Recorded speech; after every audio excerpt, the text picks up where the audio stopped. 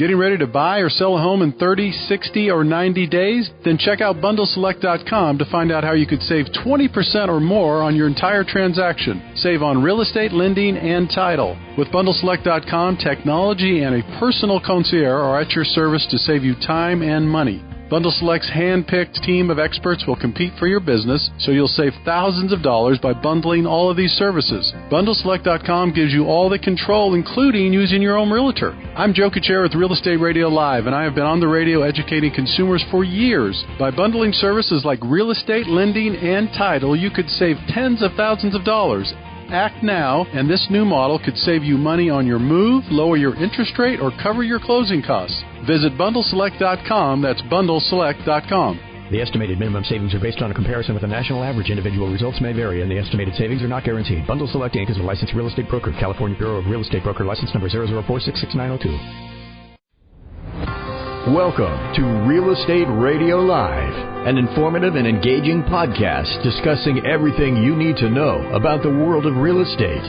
Your host, Joe Kuchera, provides you with insight and guidance on how to buy, sell, finance, and invest in real estate. He also offers real estate tax management strategies, new construction advice, home improvement tips, and much, much more. And now, to guide you around the world of real estate, here's your host and Real Estate Radio Live team leader, Joe Kuchera. All right, welcome in. Joe Kuchera with Real Estate Radio Live. Thank you for those that are following us on the live feed on Facebook. As I mentioned, every week we usually try to stick to a schedule of somewhere between 3 o'clock, 3:30, Tuesday, Wednesday, Thursday.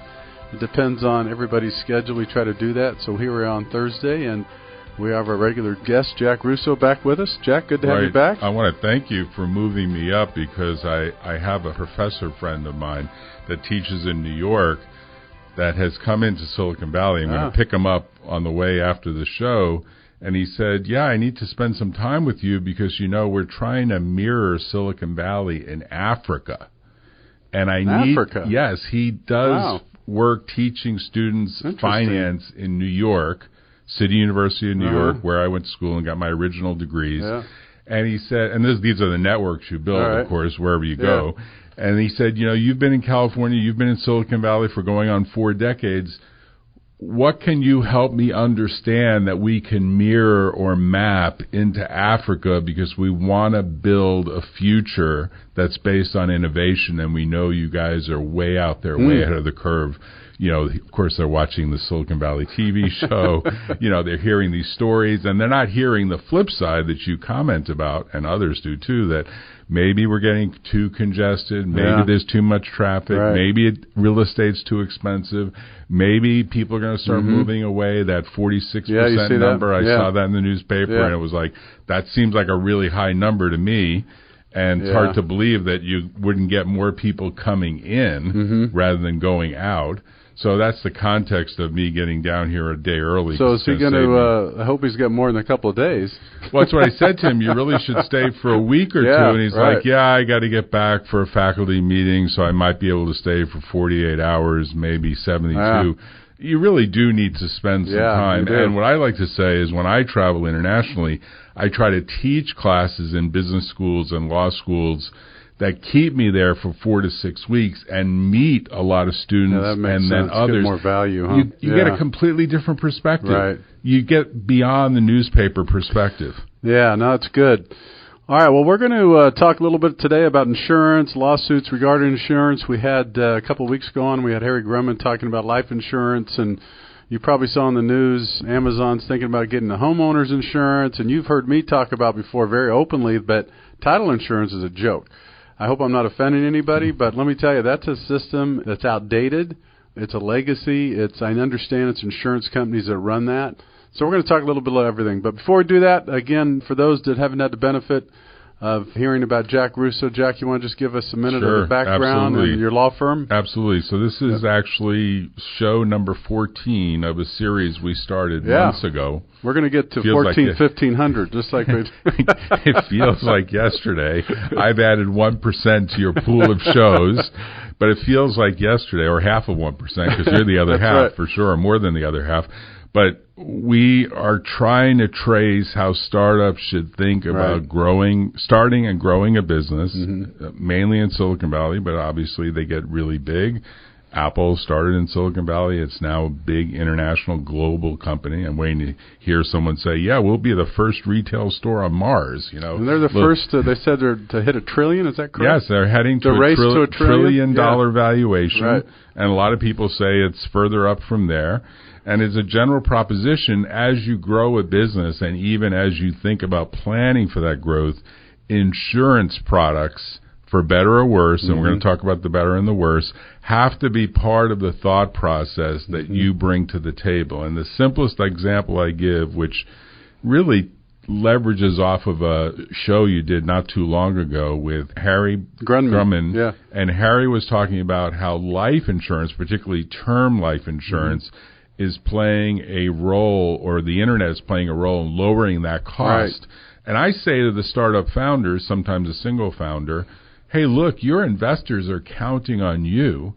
They're going to ask you, what's the plan if things don't go well? They may require you to buy a term life insurance policy and pay it to the business, because if you're not there, they frankly want a source of recovery, and they have what's called an insurable interest in your life. People don't like hearing this, but you start a business. You get involved in a business. You're important to the business. You're the key man. You're the CEO. You're one of the key people. You're the thought leader. Take Bundle Select. That's your conception. It's so funny you say that. I had an investor ask me, have you thought about buying a life policy? They will say to you, Joe, we love you. We know you're healthy. You clearly are. You are keeping your weight down. You're doing all the right things.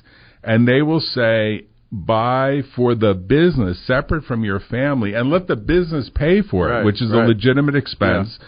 Buy the term life insurance. What do you think the business is valued at? Let's pick a high number, $5 million. And if you're young enough and your health is good enough and you really do follow the guideline rules for getting insurance, including maybe putting some competition in the mix, you can get a $5 million policy for a reasonable price that gives you more credibility, that you're thinking for the sake of your investors. So when you walk in that meeting and they say, we're not really sure, you're just a one-person operation. Now, you're more than that with Bundle Select, but in general, they're worried that you may not last. You could say, look, I've anticipated that, and the business already pays for, on a yearly basis, a term policy. The beneficiary is the business.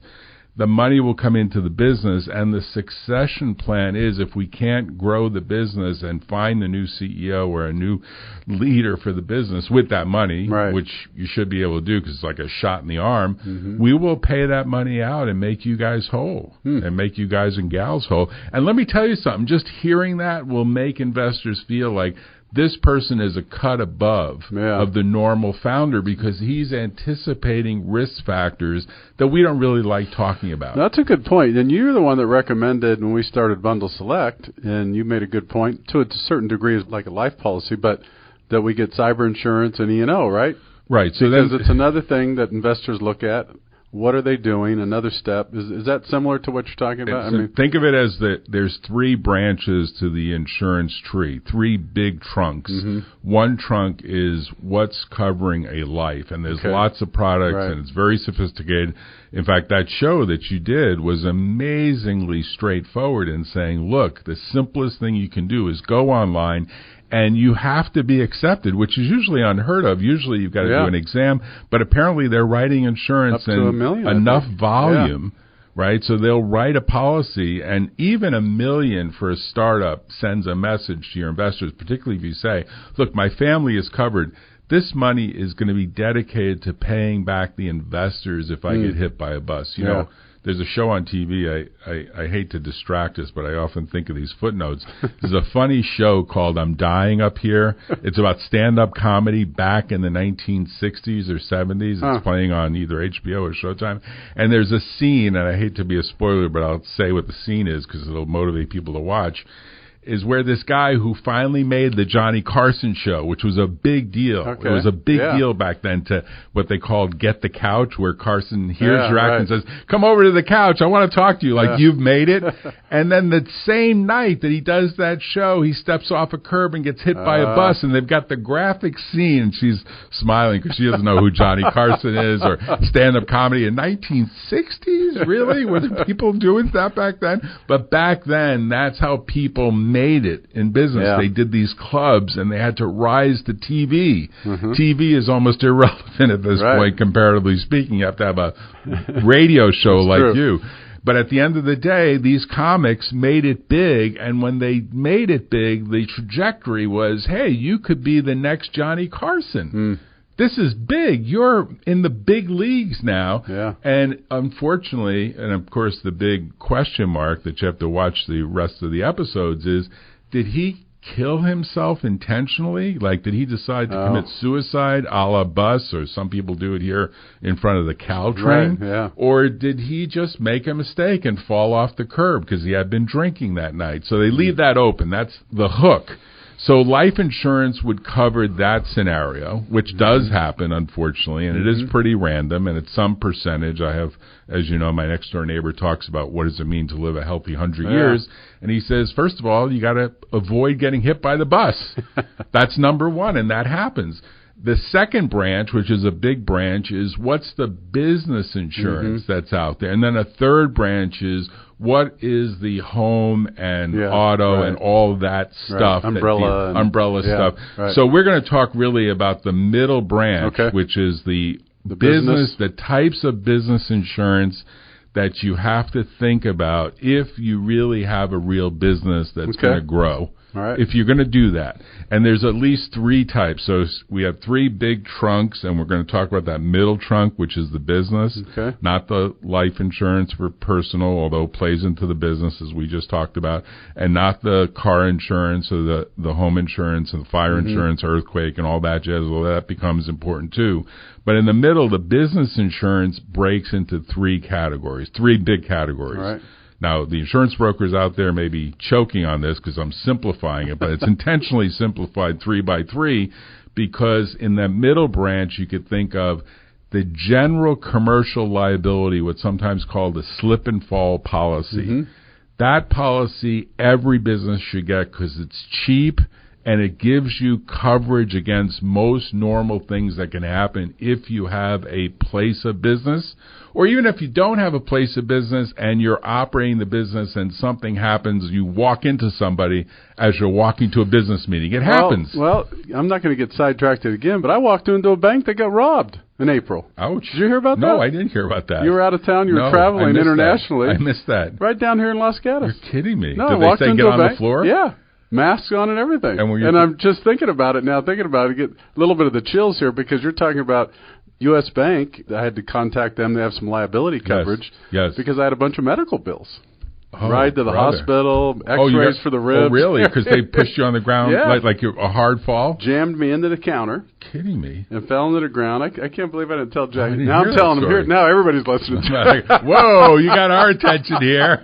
That's a good story, Joe. Well, it looks like you survived okay. I did, thank goodness. My goodness. Thank goodness no one got seriously hurt. Was it before tax returns were due or after? It was April 9th. 9th, right before tax returns were due. You would have had a good excuse for These guys are probably in there trying to collect. My goodness. And what was it like? 3 or 2? Two. 2, and they had guns drawn? Yeah. And rifles or just handguns? Pistols. The crazy part about it is I don't even do business with U.S. Bank. I have an equity line with them. Okay. There was some problem online. The guy goes, just come in. Yes. So I walk in at 11:30 in the morning. Which you probably hadn't been in a bank branch for months or weeks. I don't even go in. Everything's ATM or online for me. Right. Thank God no one got seriously hurt. But that would have implicated 2 types of insurance right there. The life insurance policy. And then really the general commercial liability policy that the bank has is implicated in that transaction because they called likely on their own insurer unless they self-insure, which is a different topic. But you can self-insure, and lots of big companies do. But in this case, likely they had insurance, and that insurance, they made a claim that our patrons were hurt on our premises, and it wasn't something we could control. It just happened. And stuff like that happens. Right. And when it happens, you have to have some sort of safety net under the business. And the general commercial liability insurance, and here's the real first takeaway, the big takeaway for the founders out there, try to get that coverage with what's called the broadest form of advertising injury coverage. Why do I say that? Because for maybe $100 more a year, maybe a few bucks more than that, but we're not talking thousands, you can get coverage for some types of intellectual property cases, which is important. Right. So if you're violating somebody else's intellectual property rights, obviously there's some chance that that safety net of that additional coverage, what's called, and it gets very technical at the edges, but what's called advertising injury coverage, if written broadly, and a lot of insurance carriers are pushing back because there have been a lot of claims, particularly out of Silicon Valley, but throughout the nation, that when an intellectual property case comes up, everyone dusts off their policy and says, wait a minute, I think I may have coverage here. And the second big takeaway point is the duty to defend that the carrier has is broader than the duty to indemnify. Let me put that into English words. They must hire a lawyer or pay for your lawyer in defense of that lawsuit if the coverage arguably exists. If it arguably exists, even if they're disputing whether they'll have to pay for a settlement or a judgment. That's called the indemnification part. There's two parts to a policy. One is we will defend you, and the second is we will indemnify you if you're found guilty. That is, you did violate someone's intellectual property right. So general, in a simplified way, you want to get the cheapest policy with the best coverage, the most coverage, at least on this first branch of general commercial liability with advertising injury coverage, broadest form. All right, here's what we're going to do. We're going to take a quick break. We're talking about insurance, specifically today, business insurance with Jack Russo with the Computer Law Group, and three types, right, Jack? We're talking about business insurance, and hopefully we won't have to talk about any more of this coverage for bank robbery stuff. But, and that's a good story, hopefully Joe. We're safe. Hey, Lily, I got a title for this show, by the way. Did your wife say, Joe, we got to get more insurance after that? If you're going to go to that bank again? Oh, my gosh. That's a good story. All right, I'm going to take a quick break. I'm glad you're still here, Joe. Yeah, I know. That would have been a sad story. That's terrible. You know, my law partner, just to drop a footnote here, died suddenly. It just about fell off my chair. She was only 69. She was older than me, but in good health. That's still young. Her husband called me up and said, could you come to the funeral and write an obituary for us, because I don't even know where to start. I know you were her law partner for so many years. Said you were with her more often than I was during the waking hours. I said, you're right. She worked really hard, and she was going into retirement, and she had a medical illness that took her away from us at way too young an age, if you ask me. This is all about insurance, as you could tell. If we don't scare you by the end of the show, you're going to get some insurance. We're going to take a real quick break, and we'll be back to continue in just a minute. For more information on today's program, visit RERadiolive.com. That's RERadiolive.com.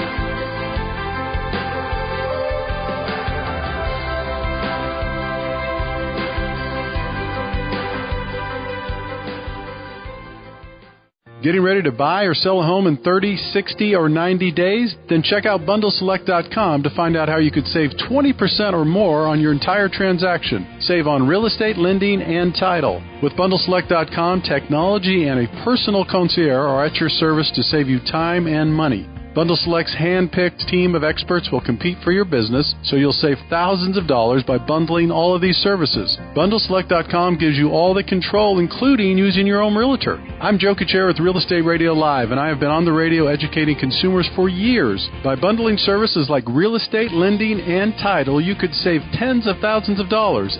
Act now, and this new model could save you money on your move, lower your interest rate, or cover your closing costs. Visit BundleSelect.com. That's BundleSelect.com. The estimated minimum savings are based on a comparison with the national average. Individual results may vary, and the estimated savings are not guaranteed. Bundle Select Inc. is a licensed real estate broker. California Bureau of Real Estate Broker license number 004-66902. Welcome back to Real Estate Radio Live. For more information on today's topic or guests, just visit RERadiolive.com. That's RERadiolive.com. Again, your host for today's edition of Real Estate Radio Live, Joe Kuchera. All right, we're back. If you've been following the show even during the break, you got some interesting insights here. This is Joe Kuchera sitting alongside Jack Russo. Jack's normally here with us once a week, depending on both of our schedules. Today we're talking about insurance, specifically business insurance. We had Eric Grimman on a couple of weeks ago talking about how the world of insurance is changing. You can get online insurance up to $1 million, I think, and what they call, I think, Jack, no medical, right? No medical, so you don't have to take blood and all this other stuff. Today we're talking about business insurance, and Jack's talking about the three types that you really need to consider if you have any type of business. So I think you had covered the first one, right? General commercial liability, but the kicker is try to get it with the broadest form of advertising injury coverage. That may give you some ability to have coverage, at least for defense, of an intellectual property case that's brought against your company. And these days, most companies are on the internet in one form or another. Most companies are relying on clean intellectual property in one form or another. Most companies that do get sued don't have a reserve budget. But if they have insurance, there's the potential of at least getting defense coverage. And just by getting that defense coverage into play, it generates a whole new negotiating opportunity to resolve the case where the carrier, in lieu of paying the legal fees, and this is the third point, will actually help settle the case. And a lot of people don't realize that because they don't get involved enough in the nitty-gritty of what plays out. And even the business lawyers, I criticize them because they don't fully appreciate how this all plays into risk planning for a business. They just think, oh, yeah, I should talk about that, but they don't stress it enough that their client can buy relatively low-cost coverage that may stretch, no guarantees, but the hope is it will stretch to protect. Now, what are the broader types of insurance, at least two other types of insurance, that should be considered? One is called D&O coverage, directors and officers coverage. This is typically required when you have outside directors, sometimes even inside directors will say, look, I have fiduciary responsibility for this company. I might get sued by a shareholder, by an employee, by an ex-employee, by someone. I want to make sure there's some coverage for that. And indeed, that type of policy is becoming more and more important for growth companies because of the litigation risk. And once you get to a certain size, particularly as you start attracting outside talent that wants to come in to help you grow the business, so let's say you get to revenues of $10 million or even sometimes revenues of $1 million, people will say, are you getting some D&O coverage? Because we want to be sure if we're going to act as your director or even your officer, both are covered for individual cases, you're going to protect us, or the carrier is going to protect us. Even though the company may give indemnification, that indemnification by the company is only as good as its bank account. So they want to make sure that that safety net exists. Then the third piece, and this has variations, including what you mentioned about cybersecurity, is to have some type of actual errors and omissions insurance. E&O, a little different than D&O. D&O is covering the brain trust and making sure they feel comfortable. E&O is covering the errors that may occur in the ordinary course of business, like a glitch in software. And there you can get now an extended policy that includes coverage for things like a cyber attack. And that becomes important unless you really have the right experts on your side making sure that you're bulletproof, which no one is, and those experts aren't cheap. Oftentimes the carrier will make recommendations, and what we're starting to see, a little bit like what you're seeing in the real estate business, is this more integrated approach where the carrier will come in and make recommendations along the lines of, let's lower the risk by making sure you do things in your business that will lower the chance of a break-in.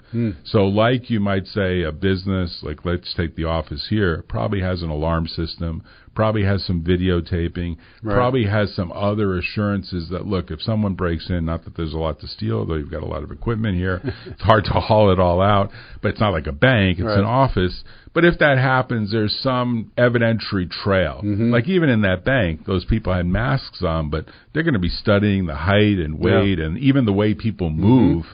They actually pay attention to that to try to track and even these DNA swabs, they start looking around to see who's DNA. They took my shirt, by the way. Yeah, if the guy touched you, right? Did the guy touch you? The detective took my shirt Yes. because he touched me. Yeah, because the guy touched you, right? And so at some ways there's more traceability. Yeah. And the thing to know, and this might be the third or fourth takeaway, is the insurance company does want to generally avoid claims. Now, a lot of people are negative about insurance companies because they think, my mom in particular, I could tell that story, when you make a claim against insurance, their first response is, we're not sure we have coverage here. And people are like, what did I buy? What happened here? I would agree with your mom, by the way. Well, my mom's like, I had a leak in her apartment, a place that she has on the beach. I got a complaint from the downstairs neighbor. I called the insurance company up. They were like, no, we don't cover that. He's like, what? She's an 88-year-old woman. She's like, well, what do you cover? And of course she said, can't you write a letter for me? I said, Mom, I'm not admitted in Florida. You got to hire a lawyer. Oh, I got to hire my own lawyer. And of course you laugh about this stuff, but insurance is supposed to deliver peace of mind. And this is the big point. Don't take the insurance company's first answer as their final answer. Good point. That's right. Think about it as much as you didn't have to negotiate with them, and they wouldn't, that you pay the amount of money and it's kind of coin operated. There's no real negotiation. There might be some level of choice, but there's no real negotiation. The policy is the printed policy. They're not going to vary it just for you. They're putting it into their sort of system of what risks are they covering. Right. But when they say no, that's really more like a maybe. Well, again, prove it to us. This is great that you're bringing this up today, and because I took my claim to the insurance company, right? Yes. And they first started challenging me. Yes. Even though this is proof. Yes. They said, well, Mr. Kuchera, do you really think it's U.S. Bank's fault that you got hurt in a bank robbery? Yes. And you say yes. Where's the sign on that bank? You got a sign on that bank that says chemicals may cause cancer to a pregnant woman. Where's the sign that says bank robbery in progress? You may not want to enter. I mean, come on, give me a break. If you want to have a sign that says, look, we're not bank robber proof, and if you enter this, you might actually get assaulted, and our security is not so good. Yeah, why do business with a bank? I mean, a bank is supposed to be like a church, kind of a safe place. Of course, nothing is safe anymore. But in general, think about it as, and we've had this case, and we do these cases, and we do them for clients, even, situations that come up where we're actually defending a lawsuit. This is a real live case. I won't mention names. Defending a lawsuit. And the first position of the client was a computer company. This should be covered. I've got D&O. He had everything. His company had everything. They have a lot of revenue. They can afford insurance. Yeah. They've got commercial general liability. They've got the broadest advertising injury coverage. They've got the D&O insurance. They've got the E&O insurance. They've got every element of insurance. We send the claim, the lawsuit, into every carrier. That's the other takeaway. When you get sued, even before you talk to a lawyer or as you talk to a lawyer, send the claim in to every carrier, every form of carrier. It doesn't hurt to tell them, I've just gotten sued. I think you guys need to look at it. I think you need to cover it. Let them come back with the denial and take that as kind of like, are you serious? Tell us why you're serious. And then you may need to get a lawyer involved to tell them why you're serious. But we defended that case for the client, won that case, and along the way, we kept saying to the insurance company, you should have covered the defense. And they kept saying, no, we don't think there's coverage. And we ended up having to file a lawsuit against the insurance carrier. So a second lawsuit. And finally, when that happened, they woke up and said, okay, you've made your point. We'll pay. So you have to be ready to assert your rights. You can't just sit down and say, okay, I'll take this, because most times the duty to defend is broader, and that's a big takeaway that a lot of people don't understand about insurance, and that's an important point.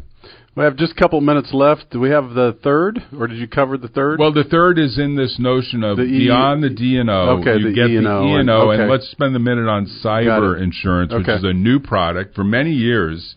And I've been doing this stuff for a while, and we've known for a while that these attacks were happening, that people were quietly dealing with them, that they didn't want to publicize them, and they became so common. I mean, it's an actual industry of overseas criminals literally, that go to an office every day. It's just like running a company, and their company is hacking systems. Just trying to hack to get in. Just trying to hack systems. Right. And they've done 60 Minutes type reports. Various news stations have said, look, this looks like an office building. It's located in Eastern Europe. It's got 100 employees. These people look like they're doing productive software development work. They're not. Yeah. They're building hacking tools to hack into the U.S. vault of information that will get them a payday. Yeah. Just like that person who ended up doing what I described during the break that they did to me, or tried to do to me, and I'm lucky enough I had a smart advisor who blocked them because the voice didn't sound like the voice of Jack Russo. So think about adding that cybersecurity coverage if you can get it and if it can price out for you, and make the various people that are bidding bid against each other, because there is some discretion within the brokerage to try to get business to adjust pricing, because they're cutting their commission. It's reasonable. I secured it for Bundle Select. It's reasonable. And they will, it is negotiable. And they will negotiate, because they want your business. They know once you sign, the odds are there's 5 to 10 years of that business getting to an M&A event or getting to a future liquidity event, that they're going to get every year another premium and another commission. And they want to take care of you. And they know that you're going to do the right things. They know that you're aware, that you're savvy, and they're going to try to make you more aware. Well, real quick, as we duck out, just to be sure and be clear, Jack's an attorney, and he represents people from law, not insurance. So he's not going to sell you insurance. I'm not selling you insurance. But real quick before we leave, let them know how they could reach you. So it's Jack Russo. I'm the managing partner at Computer Law Group.